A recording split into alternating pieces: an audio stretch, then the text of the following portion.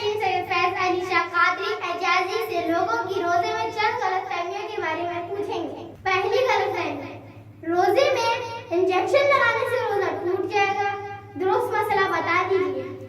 اگر یہ سوچ ان علماء کی وجہ سے ہے جن کا موقف یہی ہے تو ٹھیک ہے، البتہ جو قوی اور مضبوط دلائل ہیں ان کی روح سے انجیکشن لگانے سے روزہ نہیں ٹوٹتا۔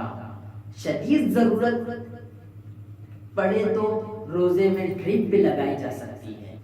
دوسری غلط فہمی، الٹی آنے سے روزہ ٹوٹ جاتا ہے، درست مسئلہ بتا دیجیے۔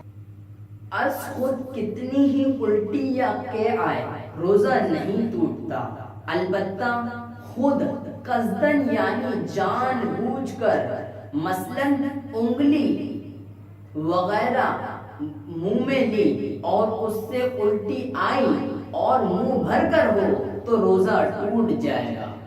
تیسری غلط فہمی، کچھ لوگ سمجھتے ہیں کہ تھوک یا بلغم نکل جانے سے روزہ ٹوٹ جائے گا یا مکروہ ہوگا، اسی بنا پر وہ بار بار تھوکتے رہتے ہیں، درست مسئلہ بتا دیجیے۔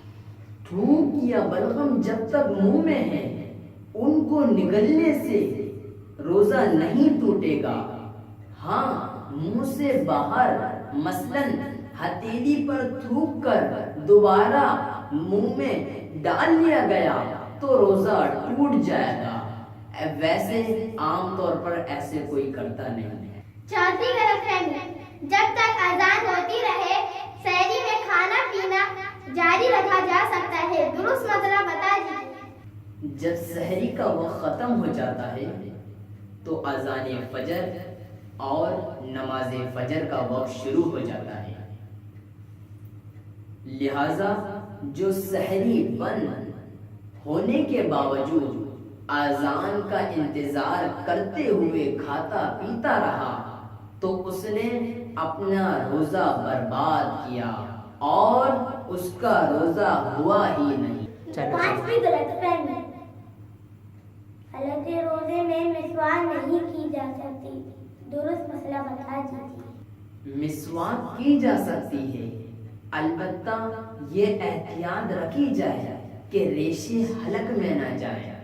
چھٹی غلط فہمی، چوٹ وغیرہ لگنے پر خون نکل آنے یا خون ٹیسٹ کروانے سے روزہ پر کوئی اثر پڑتا ہے، درست مسئلہ بتا دیجیے۔